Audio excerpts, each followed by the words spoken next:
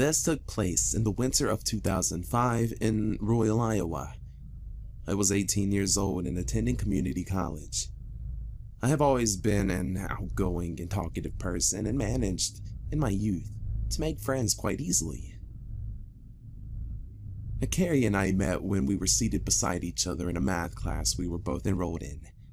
We weren't automatically friends, because she was a divorced, single mom of 2 small boys, and she was in her late 20s. I was a teenager, just out of high school, still living with my grandparents.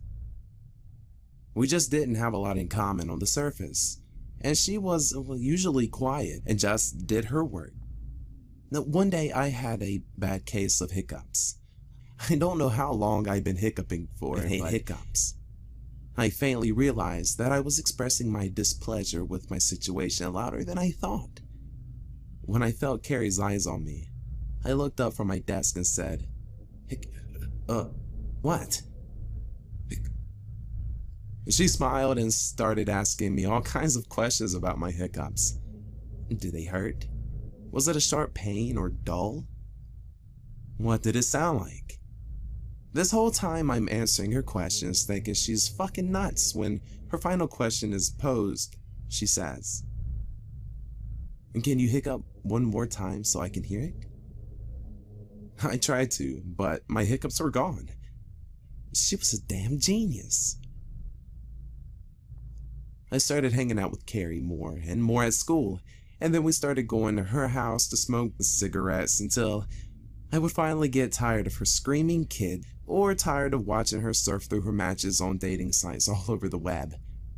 That was the thing about Carrie I fucking hated. She was a member of almost every dating site available, as long as they were free, and was constantly updating and changing these profiles. Her entire day was consumed with checking out matches or chatting with men on Yahoo Messenger. All of these seemed innocent enough, but it didn't end with the internet. It started there. She would decide to meet these men, sometimes having them over to her place or going to their homes. She always slept with these creeps too, and while she occasionally dated the same guy twice or maybe 3 times, she was very clearly not seeking an actual relationship. While I was worried about Carrie's overly sexual behavior and ho-hum attitude, I didn't feel like it was in my place to say anything to her. She seemed to understand that what she was doing was indeed risky, because one time she asked me to come over to her house because a guy was coming to pick her up, and she wasn't sure if he was who he said he was or not. I told her that I didn't know what the fuck I could do to help. I'm 5'0" and about 125. But I went ahead and went over to her house to await the arrival of her newest love interest. Right on time, Mr. Internet shows up and my friend leaves. Fast forward a couple of months and Carrie found a new guy in a new town. I call him Louisiana in my head because he claimed to be from the swamps somewhere outside New Orleans. Now, Louisiana didn't have a vehicle, therefore wasn't able to visit. Now, apparently, he had told her that he lived in the biggest house in his small town about 2 hours one way from the town we lived in. He supposedly had a large amount of money in stocks and bonds somewhere in New Orleans and in a safety deposit box. He described his home as being a beautiful 3-story, old Victorian with 5+ bedrooms and 3 bathrooms. He also spoke in a cute Cajun accent. Louisiana is all she would talk about. One day, Carrie is all excited because Louisiana had finally saved up enough money to send her for gas, so she was planning to visit him. I don't know why, but I did not feel right about her going on this trip. I was very, very suspicious of this guy. I told Carrie how I felt, but because I had no actual evidence of this creepiness, it was nothing more than a gut feeling. My gut was not getting in the way of her weekend with Louisiana. Apparently, I was not the only one who felt that this guy may be a creeper, and Carrie's Aunt Becky decided that she would be going with her niece to meet this too-good-to-be-true guy. Now, I should mention that this savior aunt was really only 3 years older than Carrie, so while she was older than both of us, she was only 29 or 30 really, and a very heavy drinker. I look back and have absolutely no idea what possessed me to go with them to meet this man. Did I have a wish to end up dead in a ditch before my 19th birthday? I really don't know. But for some reason, I decided to tag along with Carrie and Aunt Becky to meet the man.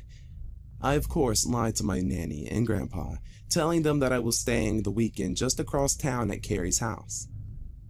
As I'm typing this out, my face is flushed, my hands shaking, and my heart is beating so hard and fast that I feel like I may pass out.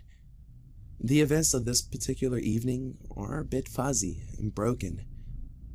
I have never said a word of this to anyone, ever. And Carrie, Becky, and I never spoke of it, and I moved to Texas just weeks after this happened. I have kept my mouth shut about the entire thing because I know that I was fucking stupid to go with them. The 2-hour drive seemed to go by in absolutely no time at all, and when I was very obviously anxious about meeting this guy, and Carrie and Becky both seemed unconcerned and passed around a joint and a bottle of some alcohol. I hit the joint, hoping that it would calm me down a little before we got to Louisiana's Victorian mansion. I was immediately alarmed upon arriving at the mansion in question. A dilapidated old house was a more accurate description of this place. The house had been painted white recently, and it was 3 stories, so I decided not to judge the house by its street view. Louisiana had promised it was not a problem that Becky and I both decided to tag along, and had invited a friend of his own to stop by for a little while later that evening.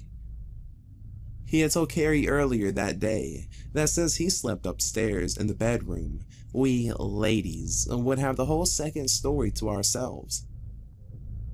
When I saw the outside condition of the house, I felt another gut-wrenching feeling that something just wasn't right. I told my friends that I was too lazy to carry my overnight bag inside and said that I would get it later. They shrugged it off as nothing, and Becky and I exchanged a quick, nervous glance before following a very excited Carrie. The front door opened before we even reached the porch, and out stepped a short, doughy, white guy with thinning hair. Howdy there, y'all little ladies. Must be my lady friends. I almost laughed out loud at this man, quite obviously fake, Cajun accent, as Carrie had called it. I was born and raised most of my life in Texas, so I know a southern accent when I hear it. This one was a really bad one. There were more alarm bells in the pit of my stomach as I get a good look at Carrie seeing her lover boy for the first time. He was obviously aware of her staring. And why? Because he immediately began apologizing for the older pictures he had sent her. He claimed that the pictures she was receiving from him were of him just a few years ago. He waved us inside, and even though he lied about his mansion and his appearance for some damn reason, we all followed. So there we were, inside a strange house with a strange man, and I was positive that we were in trouble. I wasn't sure what the threat was yet, but I felt it, like acid eating away at my insides. Louisiana ushered us into the living room area and offered us a drink. He was very insistent that we have something, anything, to drink. We all declined, but decided instead to smoke a bowl and let Carrie and Louisiana talk a little. I was listening to every single thing he said, and I kept looking at him even though I never contributed to the conversation between him and my friend. I was listening to him describe his life. A born and raised Southern gentleman. I wondered to myself if he had ever even visited a state below Missouri. He seemed to spew bullshit, but my friend was obviously dumb to the lies over everything, as simple as the weather in the southern states to the pronunciation of a typical southern word. I decided to ask for a tour of the house, and he seemed to be irritated with me for asking, but when Carrie insisted, He reluctantly decided to give us a very quick tour. And we saw the living room, kitchen, and one bedroom on the main floor, but all the other doors were locked. He then led us up a short, narrow flight of stairs and showed us a quick peek through a doorway to what was supposed to be his room. I immediately felt like he was lying because there was dust all over everything, but I brushed it off as it was nothing. Maybe he hadn't slept in his bed for a while? Every single other doorway minus one bathroom was nailed or painted shut. The tour was making me feel even more sick to my stomach. Now I really wanted to leave, but I didn't know how to tell Carrie and Becky without him hearing. He led us back downstairs and into the kitchen where he had a big pot of beans on a boil. He ran to the stove and started ranting and raving about his nan's gumbo recipe and demanded that we try it. I walked over to the pot and told him that it looked like beans to me, because gumbo should have some sausage or something like that. At this point, Louisiana decides he doesn't like me very much, so he just started ignoring me. Now about an hour goes by and his friend shows up looking all sorts of creepy. He doesn't introduce himself or even make eye contact with any of us. He just walked in, sat down and sparked up a joint. I was okay with that because boy was my anxiety through the roof. I could tell that Louisiana, and Carrie, and Becky were all getting tired of my excessive questions. Sometime during that joint, Louisiana left the room to get us all some freshly squeezed lemonade. Now I remember him warning us that it could be a bit bitter because he didn't really like to use much sugar. Halfway through my drink, I noticed that he wasn't really engaging in conversations with us, ladies, anymore. He was watching us. No, watching me, like he was waiting for something. I felt like he was waiting for me to say or do something. He went from completely ignoring me to watching my every movement. I became extremely nervous with his gaze. It was so intense on the side of my face that I kicked Becky's foot and motioned towards him with a "the fuck is up with this guy" look. She saw exactly what I was talking about after a few more minutes of him just staring at me as Carrie rambled on about something. I suddenly decided that I had to get the fuck out of this house, and so I jumped up out of my seat like I had been electrocuted or something. "Oh my god, I'm sorry, but I left my bag outside. I'm gonna go grab it, okay?" Carrie abruptly stopped talking because of my swift movement and scared tone in my voice. She looked up at Louisiana, seeing his intense glaring in my direction, and as if truly seeing danger for the first time, she stood up and followed me towards the door. I quickly and quietly whispered to her that we had to leave. I told her I wasn't feeling well and wanted to go home. I started out the door with Becky and Carrie following close behind. I will never forget walking away from that house and that man. I was terrified he was going to follow us. He was asking where we were going, and Becky threw him some lame answer about going to the convenience store and that we would be right back. I'm honestly not sure what it was that made both Carrie and Becky blindly follow me out the house. Like I said before, he had not left us alone together, so I couldn't express my fears to them verbally. Becky and Carrie both seemed to be irritated with me with my excessive questions to him. I don't ever remember asking them why they believed me. When I said I had to go, maybe they both felt it too. His sinister stare was like if he was trying to incinerate me with his eyes. Now, we were almost 20 minutes away when whatever he had been waiting on took effect. I started hallucinating and felt oddly sedated, not at all connecting with my body. My speech became slurred, and I drifted in and out of consciousness for the rest of the way home. Both girls assumed that I had simply passed out from exhaustion and had together carried me to her kid's bedroom. I woke often throughout the night, all in different stages of panic, but I couldn't manage to stay awake longer than a few minutes at a time. The next day, I had a horrible headache, and my body felt like I had been running in a marathon. I woke up, wrote Carrie a goodbye note, got in my car, and went home. I never spoke to Carrie or Becky again after this incident, and I hope I never see them again. I think of how much worse it could have been, and thank my lucky stars I'm not dead. When I was younger, I loved to go fishing with my dad. Where we live, it's very snowy and we often have lots of storms, like snowstorms, not just rainstorms. But the thing was, this meant all the lakes froze. Normally that would have annoyed me because I couldn't fish like normal, but then one day my dad introduced me to ice fishing. I had lots of good stories and memories of doing this, except for one. Here's how my story begins. One day, I was going to go ice fishing with my dad, and for some reason this day my dad had a really weird feeling about going out. I don't know why he had it, he just did, and he was reluctant to go at first, plus it was almost getting dark. But I persisted until eventually he just shrugged it off as just being paranoid, so we set off. We had quite a long walk to get to where the ice was, but that didn't matter. I love snow, so I love walking in it and hearing my dad's stories.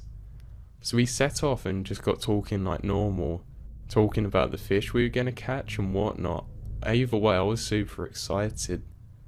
We started walking for about 5 minutes and my dad just stopped. I don't know why, but he didn't say anything either. I was scared. Dad, what's wrong? Shh. Dad? Oh no, it's alright, son. I didn't know what was going on. I have never seen my dad with that kind of a concerned look in his face since. But being young, I just shrugged it off as paranoid. Or maybe listening for animals in the back. Maybe he just thought he heard something.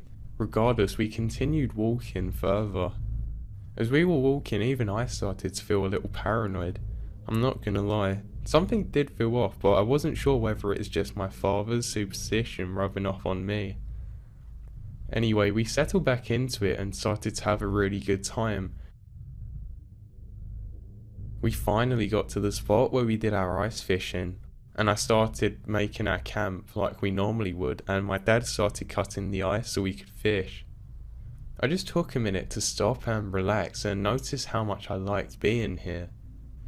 I was looking up at the sky and just appreciating the snowfall. That was when something caught my attention. I was almost certain that I saw something off in the distance in the trees. I was really worried about bears at the time because I had nightmares about them. It was a little odd. Josh, you know when you catch something out of the corner of your eye, but you're not really sure if you saw it? I went straight back to what I was doing anyway. I didn't think there would be bears out all the way up where we lived. Surely not, right? So I finished setting up part of the camp and went to go and see my dad. He was really struggling cutting the ice, and he said that there was no way he could do it with the saw he was using. He seemed pretty annoyed. We'll have to head back. Are you sure, Dad? I don't want to walk, my feet hurt. Oh, we haven't got a choice. You want to go fishing, right? I guess. He was right. If I wanted to go fishing, then we would have to head back to get a new ice cutter. The walk wasn't that bad if you picked up the pace, so I picked up my stuff and we started walking. We got a little way out. Just as we were, my dad suddenly stopped again. Dad, what is it? Again, he didn't say anything. He said, "Oh, nothing, I'm just paranoid," and kept on walking after a somewhat awkward silence. The camp was starting to go out of sight now, and then again, my dad just stopped. I have no idea why he stopped. I think we need to get going. What? Just as my dad said that, we saw something go behind us. I didn't know what it was. I was worried a bear was coming. Suddenly, the light went out on our campsite, and I just laughed at it. I was thinking it was the snow putting it out. But my dad, he wasn't sharing the funny side of it. He looked like he was really in fear. He just grabbed my hand and said, "Let's run." I was laughing the whole time. We started jogging all the way back to where we lived. He grabbed my hand and said, "Just run." And we started running, constantly looking back. "Dad, why are we running? It's just snow." I was still laughing, half expecting to see a bear come up. That's when it hit me that there were far too many footsteps that we could have possibly made going up there. And they were fresh too. I realised that this was a really dangerous situation, and I started jogging too. Dad, look, do you see that? There must be 4 other people here, 3 other people at least. And my dad didn't answer. He just kept on jogging, looking back, paranoid every time. My heart pounding at this point. I still wasn't sure if it was bears or something. We finally got in, closed the door, locked everything, and my dad got my mum to call the police and gone and got his gun. I had no idea why he was so paranoid, because I just thought it was bears or someone messing around with us. I was too young to understand the situation really. I remembered being scared and looking out the windows, seeing a group of 4 police searching around our campsite. "Dad, the police are there." "Dad?" He didn't answer. It was only when I got a lot older that I realised there was no way that the snow could have put out the light we had, because it was enclosed, so you would actually have to do it by hand. Then I realised again with the campfire, there was no way you could put that out without kicking it out. What's worse, where we live, it literally takes hours for the police to arrive, and there's only one sheriff who would come normally, not a group of 4 people. These are 3 different stories that are all part of one experience, with one especially creepy woman. These incidents happened throughout the span of 14 plus years. Describing the type of neighborhood I lived in would be integral to the story. When I was 6 years old, me and my family, parents, 2 brothers, and grandparents, lived in the ghetto part of the city. It was a poor neighborhood housing several ethnic groups of immigrants. Break-ins, random violence, and drug abuse were common occurrences. So whenever I went out to play with my friends, my parents never let me wander off out of the apartment complex. Out of their line of sight from our apartment window. Moreover, I wasn't allowed to walk to or from school without being accompanied by family. The school wasn't very far from our house, a 10-minute walk. The way to the school passed a big, ghetto-ish playground, which I loved, that had a long uphill paved trail leading right to the school. My parents never let me go to the playground alone with my friends, and that really frustrated my little 6-year-old brain. Given the nature of our neighborhood, and me being a girl, I had heard endless speeches about the horrors of wandering off alone outside, stranger danger, and all that jazz. I was a pretty gutsy kid, so I really didn't take my parents' words very seriously. Being a kid, I didn't quite understand why my parents always hovered over me so much, not letting me be a kid and just go outside or go to school alone, when my best friends did so every day. So one day, I decided I'd one-up my parents and come back completely alone from school to gain their trust. A mentality of, look at me, I'm a big girl now, ha! They worked till late that night. My brother was in high school and my other brother was in the army. I knew the person who was coming to pick me up was my grandma. I planned this all very carefully. School was ending soon. I knew the person who'd come pick me up at 2:15 was my grandma. I planned this all very carefully. School was letting out at 2, and that gave me exactly 15 minutes to get back home and surprise grandma. The moment the bell rang, I ran back home taking that paved trail that goes through the playground. I was one super excited ball of energy. It would be my first time going home alone, even just outside alone. I was pretty fucking pumped.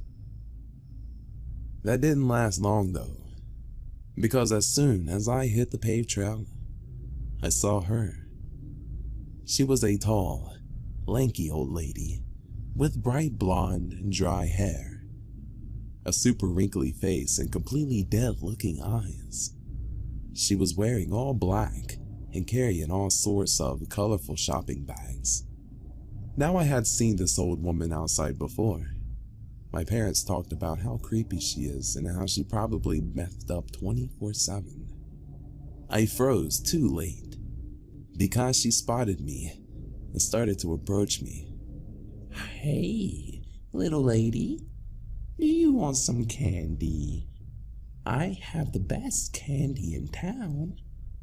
Her voice was raspy, like someone who spent the vast majority of their life downing Marlboro cig packs. The closer she got to me, the worse I felt. I told her I'm not interested and nonchalantly skipped by her, faster than walking, so I could continue home. "Come on, just try one. You'll like it. You're a very pretty girl. My friends would love you." She kept walking behind me. She was following me. I was terrified. I tried containing myself to not show her I'm scared. I thought I'd make her angry, and she'd hurt me. I walked a bit faster and told her again that I'm not interested. She started screaming some nonsense. I ignored her and walked faster. At some point she stopped screaming. Soon after I could hear her breathing and felt her fingers on my arm. As if being touched by the old banshee wasn't terrifying enough, I heard her running after me. As I turned my head to see where she was, this sack of old bones was legitimately sprinting behind me as far as her old legs could carry her. Imagining seeing an old, creepy-looking, dressed-in-black lady running after you, it was such a frightening sight for a 6-year-old me. After running for what seemed like forever, the old witch was just around 10 meters behind me. At the playground, I saw my grandma on her way to the school to pick me up. She was pretty shocked to see me, obviously, but mostly because I was hysterically crying. I pointed at the old lady, who was now trying to make it seem as if she was lightly jogging. I told my grandma about the candy and the chasing.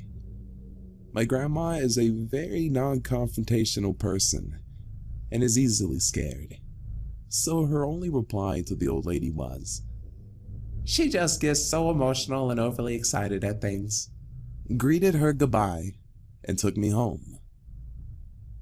The old lady just stood there as we walked away, waving at me and staring at me, smiling a creepy, meth teeth smile. That was my first encounter with her.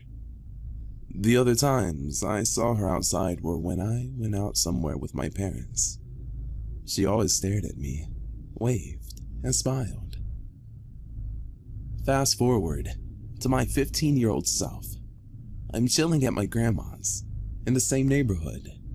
My parents and I moved to a far better neighborhood when I was 12, and I was coming by my grandma's house every day for music theory lessons. Grandma used to be sort of a big pianist in old Soviet Russia. Someone knocks at the door.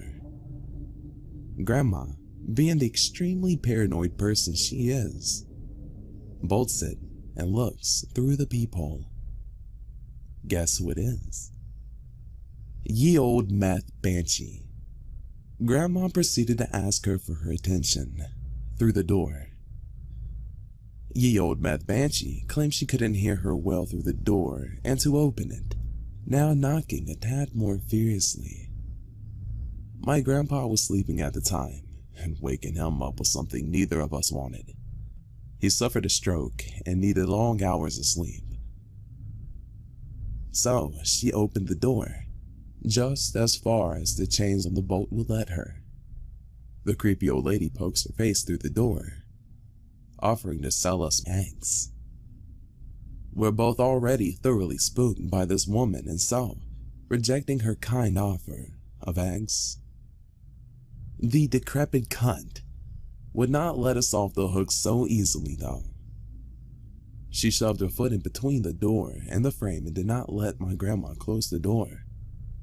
We were both absolutely horrified as she turned to me and said, "Oh, you're that pretty little girl. Can I buy eggs from you?" We were in shock. The woman tried pushing the door open, but she was no match for the chains. She started fumbling at them with her disgusting, bony hands.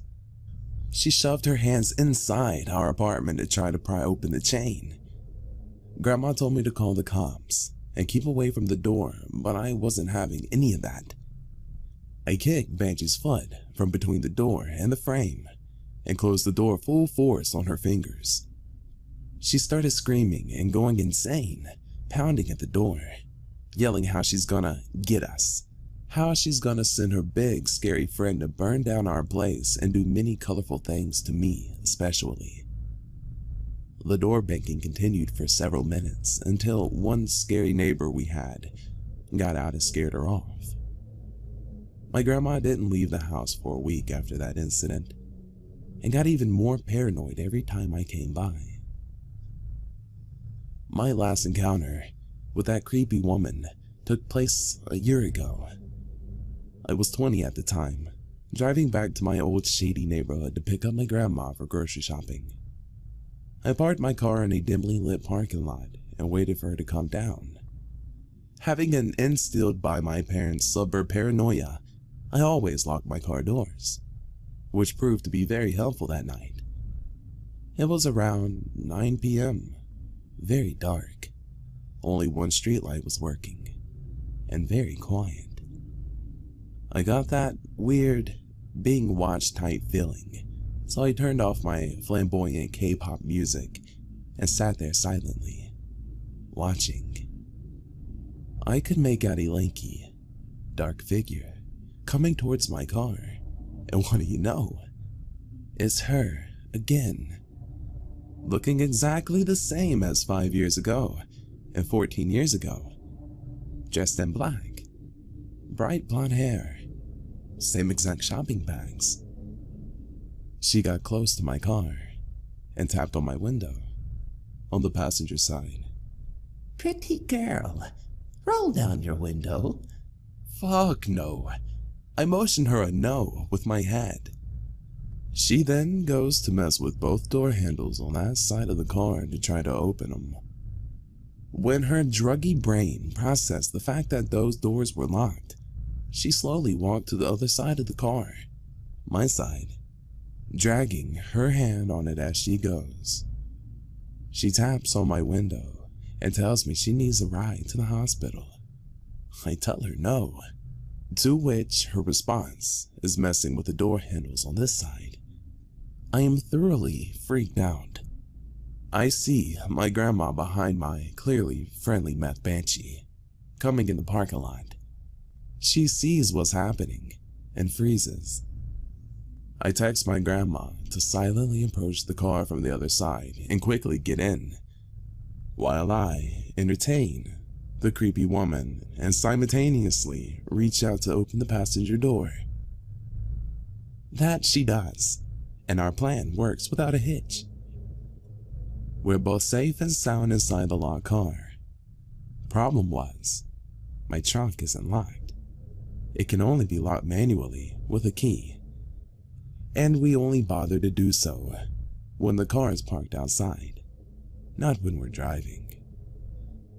Meth Grandma was enraged, yelling at me that I'm rude, going through the "my gang will fuck you up" routine. She stands too close to the car, and I'm scared of running over her foot. God forbid I have to pay for her insurance money. She throws a fit, hitting the car with her bags, looking fucking demented. I notice she keeps her feet really close to the car and is walking to his back, to the trunk.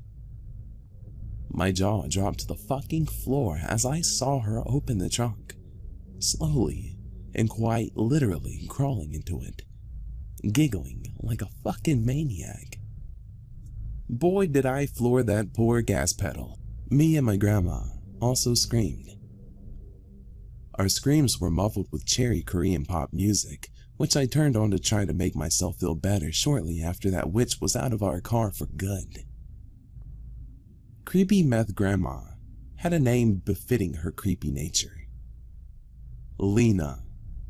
Everyone in the neighborhood knew her as the local creeper. Apparently, she was in and out of prison and a mental asylum. She wasn't harmless, per se. She was known for some violent fits, but there was no record of her actually hurting someone. What was and still is the most disturbing feature of Lena is the fact that her image never changes. She always wears the same clothes, looks exactly the same as she did 15 years ago, and even carries the exact same bags. It's like a monster out of a fairy tale. It will always appear the same in your head, no matter how much time passes since you read the story. I never saw Lena again after that last encounter, but I heard she popped up here and there around town. My feelings towards her are mixed. She terrified me as a kid, but the older I grew, the more I pitied her. She was just an old woman who was, and is, off her rocker, and probably addicted to several kinds of drugs. So for some backstory, I'm a Brazilian guy. I'm 20 years old today, but around the time of this story I was 12. It was just a normal school day, boring subjects, annoying people, you know, the usual. I come from a family with a somewhat good financial situation. At the time I had the Motorola V3, which was like top of the line back then. It was really uncommon for kids to have one. Every day after school, it would take a while for my father to pick me up with his car, which used to be a silver Mervia. It was also the same car that he used to drive me to school with. That being said, one day, I was waiting for my dad to pick me up, and I did so by playing some new Super Mario Bros. On my DS, of course, which I also took to school. That's when my cell phone rang and I heard a somewhat cheery man saying, "Hey Pete, it's your Uncle Paul. I'm here to pick you up with your dad. Come outside." I simply answered, "Okay," and left through the front gate. The thing is, it was still early, way earlier than my dad usually picks me up. When I thought about it, I went back inside and waited for another call, and it came fast. "Where are you?" the man asked. I replied, "Yeah, I don't see you," and he sighed on the other side of the phone, giving me instructions. "I'm with the same blue Corolla that I dropped you in today with Pete. Come on," he said, then hung up. He was getting impatient. My 12-year-old brain processed what was happening and connected the dots. The thing is, I had no uncles whose names started with the letter P. The last thing was that no one called me Pete. I started to get nervous and talk to my friends about it. I decided to go straight to the principal for help instead. On my way there, the man called again and I picked up. This time he was angry. "Why are you taking so long? Blue Corolla, are you brain dead? Get out here now with that stupid video game of yours." Then he hung up. I instantly froze. Thoughts rushed through my head, such as, are they trying to kidnap me? Is this real? And so on. I started running to the principal's office. I was getting nervous and I called my dad, which he answered in a hurry. I took a deep breath so I didn't seem scared. "Dad, did you by any chance have someone called Paul going here to pick me up?" I asked, my heart pounding to hear what I wanted. "No, whoever is calling you, don't go outside, I'll be right there," he said, and he hung up.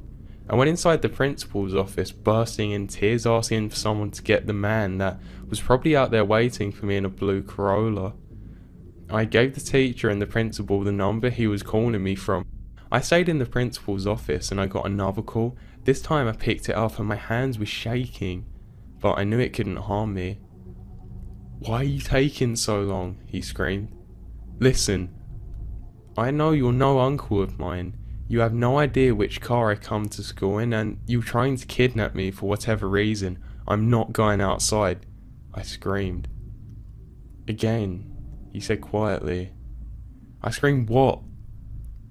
I called him sick and crazy and he said it again.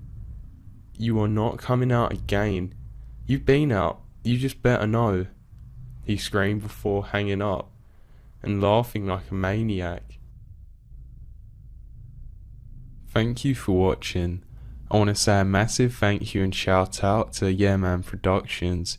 He's the other narrator you can hear in this video. I strongly recommend you go and check out his channel, so a massive thank you to him. Sorry my uploads have been slow recently. I've been quite ill, but I'm only just getting back over that, as you can probably hear in my voice. Thank you guys. Have a good one.